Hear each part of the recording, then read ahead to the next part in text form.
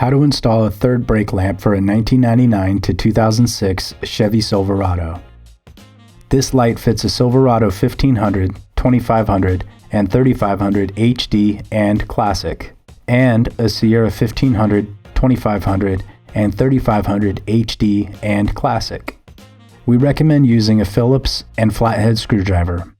First, remove the screws. There is nothing else holding it in place, so gently pull on the light to remove it. Use the flathead screwdriver to loosen the clip to remove the plug. Remove the old light. Insert the cube unit first and tuck it to the side. Next, plug it in.